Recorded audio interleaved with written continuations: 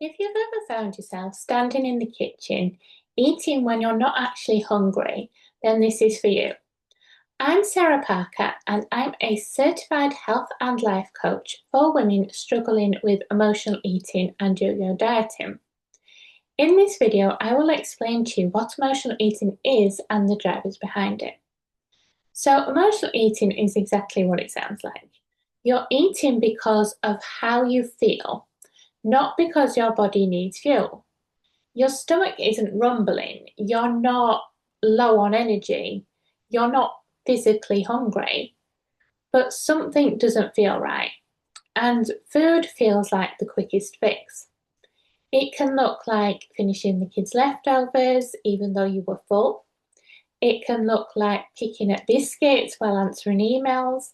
It can look like promising yourself you'll be good tomorrow after you've eaten half a packet of something without even really tasting it. And the emotions behind it aren't dramatic. It's not always some huge life crisis. Most of the time, it's everyday stuff. Distress, overwhelm, boredom, loneliness, frustration. That restless, flat feeling at the end of the day when everyone else has taken what they need from you and you've got nothing left. So you eat. Not because you're greedy, not because you lack discipline, and not because there's something wrong with you. Food works, that's the uncomfortable truth. The types of food people reach for in these moments, they're the usual high sugar, high fat, high salt, the chocolate, crisps, takeaway. Those foods work fast. They light up the reward system in your brain. So you get a surge of the dopamine and cortisol, your stress hormone, drops for a short time. And for a while you feel better, feel calmer, numb, distracted. And that's not weakness or willpower, that's just how your body and brain work. And the world we live in now, those foods are everywhere. Petrol sections, supermarkets, office kitchens. You don't have to hunt for them. They're cheap, convenient, and designed to be hard to stop eating. So when you keep trying to solve this with willpower, you're trying to solve the wrong problem. You're not struggling because you have a willpower problem and can't stick to it. You're struggling because you're trying to solve an emotional problem with discipline. It's not a discipline problem. Now, if you're recognizing yourself in this and you want proper support instead of just trying to, white knuckle it, then I work with women one-to-one to get to the root of emotional eating and break the cycle. You can find more information and book a call with me at befreehealthcoaching.co.uk. Now, most women I work with don't realise they're using food to numb, distract, or avoid feeling something. They don't want to sit with it, and that makes sense.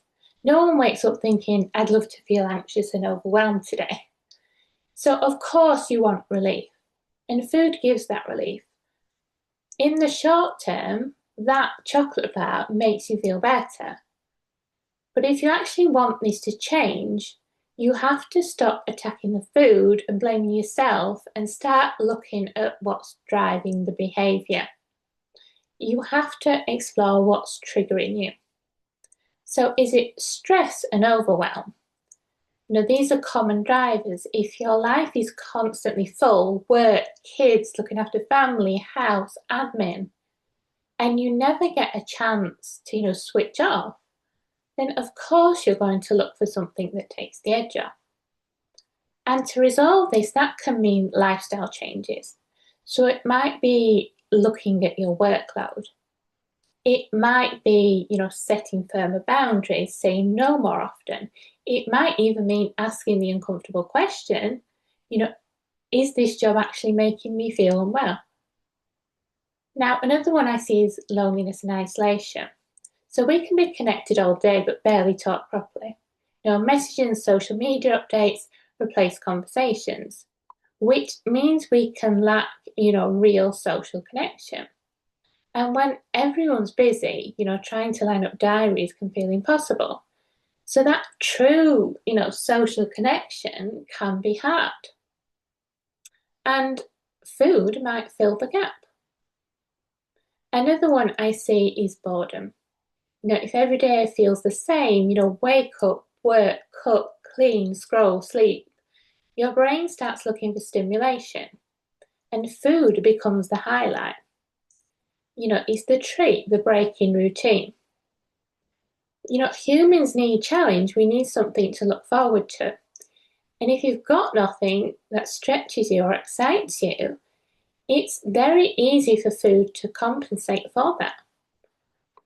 And then there are unmet needs. So feeling unappreciated, feeling unheard, feeling like you're always the one holding everything together. Food can become the one thing that's just yours. It can be the treat or reward you give yourself because no one else does.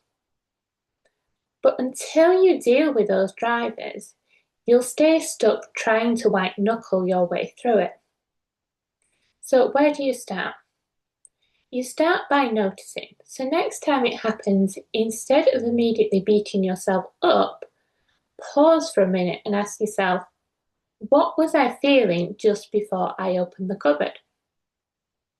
Was I stressed, bored, lonely? Was I feeling angry or exhausted? What did I want that food to do for me? Was it to calm me down? Was it to distract me? Was it to, give me something to look forward to?